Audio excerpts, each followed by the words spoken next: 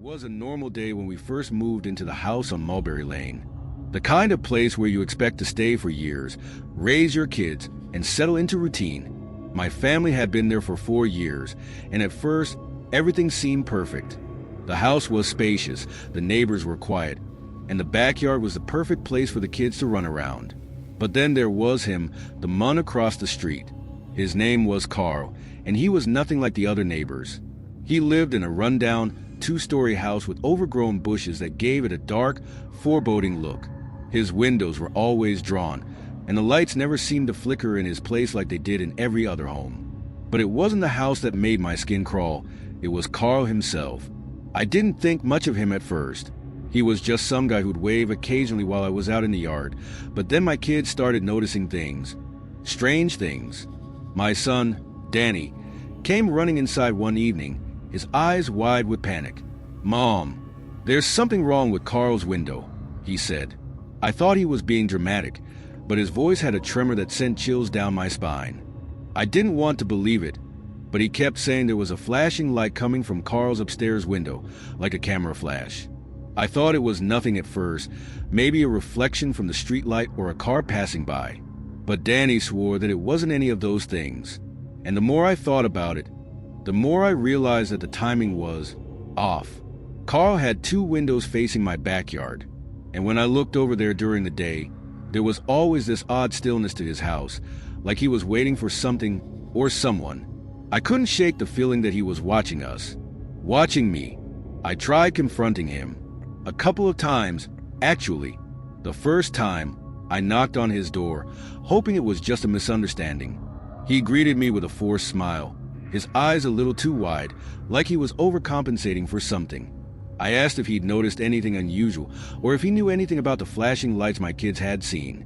His response was always the same, blank stares and muttered excuses.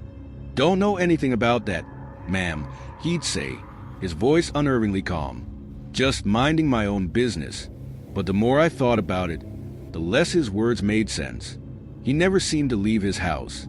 Not during the day, not at night. And the oddest part, his windows were positioned perfectly so that he could look directly into our backyard, right where the kids played. Weeks passed, and the unease in the pit of my stomach only grew stronger. Then came the night my daughter, Emily, heard something. She woke me in a panic, whispering that she heard someone outside her window. At first, I thought it was just the wind or some animal, but I couldn't shake the feeling that something was wrong. I went outside to check, walking through the backyard under the dim glow of the porch light, and that's when I saw it. Carl's face, pressed up against the glass of his window, his eyes, wide and unblinking, staring directly at me. For a moment, I froze. I didn't know whether to scream or run, but something in his expression made my blood run cold. He didn't move, didn't even flinch. I walked back inside, my heart pounding. I didn't tell Emily what I saw, but I knew right then that we couldn't stay in that house anymore. Something wasn't right with Carl, and it had gone beyond just being weird. After that night, everything spiraled. The kids refused to go outside, always looking over their shoulders, convinced Carl was watching. The lights in his house never went off. And the more I thought about it, the more I realized I had no idea who he really was or what he was really doing in that house. But I didn't need to know. After weeks of mounting fear and growing tension, we made the decision to leave. It wasn't an easy choice, but it was the only choice that made sense. We packed up, moved away, and left the house behind, along with the unsettling feeling that, even now, Carl is still watching from his dark window across the street. I sometimes wonder if I'll ever really escape him, if he's still there, waiting for another family to move in. When I first moved into the apartment on Chestnut Street, I thought it would be the perfect place to get away from the noise and chaos of my old dorm. A fresh start, you know? I was a college student, living alone for the first time, and I couldn't wait to settle in. The apartment was old, but it had character. High ceilings, wooden floors, and those charming creaky sounds that came with age. But the thing is, some of those sounds weren't normal. It started small, barely noticeable. A faint tapping noise from the apartment next door late at night, just as I was getting ready for bed. At first, I thought it was just the building settling, nothing unusual. But then, It started happening more often. Drilling, hammering, almost like someone was remodeling or building something in the middle of the night. And it wasn't just the noise that was strange. It was the timing. These sounds would only start after midnight, and sometimes they'd go on for hours. I tried to ignore it. After all, it's an old building. Things creaked, pipes groaned. But as the days went by, it became impossible to ignore. I couldn't sleep. My focus in class was shot. I began feeling this gnawing sense of dread whenever the noises started. I remember one night, I lay in bed listening to the rhythmic pounding, a feeling of unease creeping over me like a shadow in the dark. That's when I decided to confront them. I knocked on the door of the apartment next to mine, my hand shaking a little. Maybe I was overreacting. Maybe it was just some guys working late, but my patience had run out. When the door finally opened, I was met with 4 men, middle-aged, unkempt, and all of them staring at me as if they hadn't expected anyone to come knocking.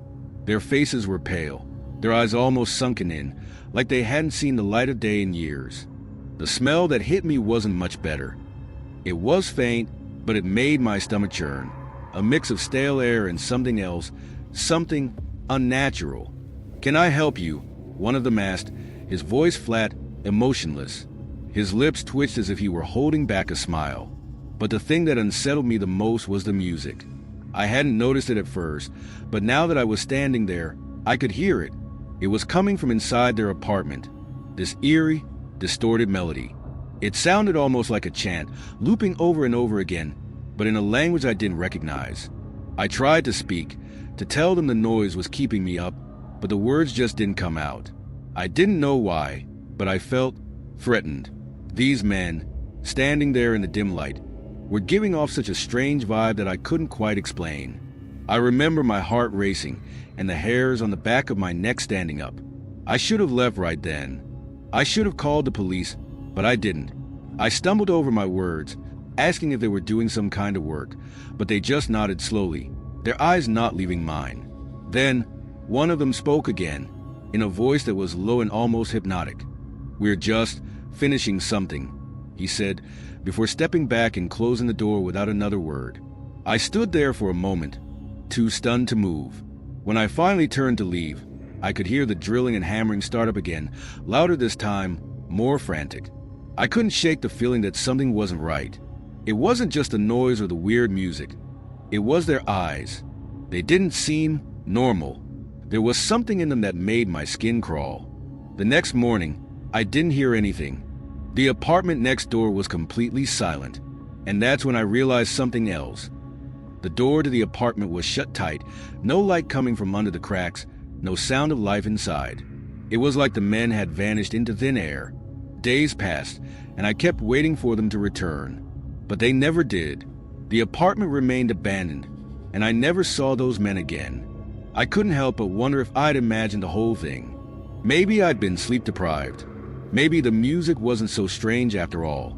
But something about it didn't sit right with me. The way they stared, the music that seemed so off.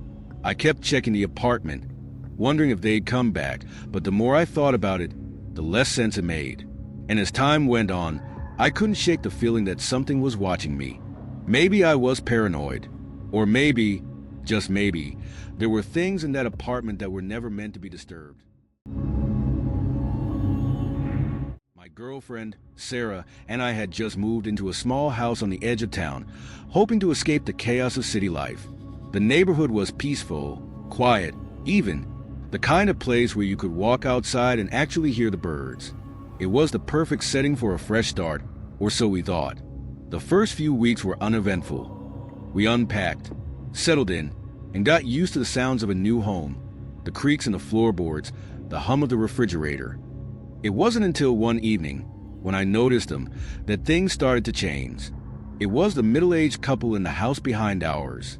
They had this large, old-fashioned house with windows that seemed too big for its size. At first, I thought nothing of it, but then I realized they were watching us. Every time Sarah and I spent time in the backyard, I'd catch glimpses of their faces through the curtains, just staring. Not just for a second or two, but for minutes at a time. I tried to ignore it, but the feeling of being watched lingered in the air like smoke. I mentioned it to Sarah, and she'd seen it too. We both brushed it off at first, thinking maybe they were just curious, new neighbors or something. But one evening, Sarah suggested we go over and introduce ourselves. Maybe we were overthinking things, she said. So, we walked across the yard and knocked on their door. The woman answered, her smile wide but a little too stiff, as though she were forcing it. "Hello?" she said, her voice a little too soft. "I'm Joanne, and this is my husband, Ted." We introduced ourselves, but something was off. Joanne's eyes flickered to Sarah and then back to me, and her smile never quite reached her eyes. Ted stood behind her, saying nothing, just staring at us with an unsettling intensity. "We've been meaning to say hello for a while," I said, trying to keep things friendly, but the words fell hollow. Joanne nodded, still smiling, but it was clear she was nervous. Ted didn't speak. In fact, the whole encounter felt strangely rushed, like they were just waiting for us to leave. As we turned to walk back to our house, I felt this inexplicable discomfort settle in my chest. Something about the whole situation didn't sit right, but I tried to shake it off. Maybe I was just being paranoid. The next day, things took a turn. I was in the backyard, trimming the bushes when I saw a young man walking up to their house. He looked to be in his 20s, short hair, dark jacket. I didn't recognize him, and I couldn't recall ever seeing him around the neighborhood before. He knocked on their door, and when Joanne answered, they exchanged a few words before he walked inside. But here's the weird part. I heard him ask something I couldn't make out, and then I saw Ted, who had been standing quietly at the door, say something to him that made him look uncomfortable. The younger man shook his head, his body language stiff, and he seemed to deny knowing them altogether. I couldn't hear their exact conversation, but from where I was standing, I could see the tension in their exchange. That night, things got worse. Sarah and I were sitting on the couch, trying to relax after a long day, when we heard a sharp knock at the window. It came from the backyard. I froze, staring at the window, but no one was there. Another knock, louder this time, followed by muffled voices, shouting, angry, but not quite loud enough to make out the words. My heart raced as I glanced over at Sarah. Her face had drained of color, and we both knew what we were hearing. The voices, the knocks. It was coming from the house behind us. I didn't want to look, didn't want to go outside and check, but we couldn't just ignore it. We stayed in the living room, barely speaking, too afraid to even move. The knocking stopped after a while, but the yelling continued, only growing more frantic. By the time the noise finally died down, we were both on edge, hearts pounding. But we never called the police. Why? I'm still not sure. Something in me thought we could handle it ourselves, that it would pass. And when morning came, it seemed like everything had gone back to normal. The couple behind us, though still strange, went silent again. The house appeared calm, but I couldn't shake the feeling that something was wrong. The worst part is that it never ended.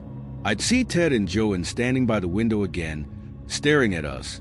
And sometimes, if I caught their gaze just right, I could swear their eyes looked almost empty.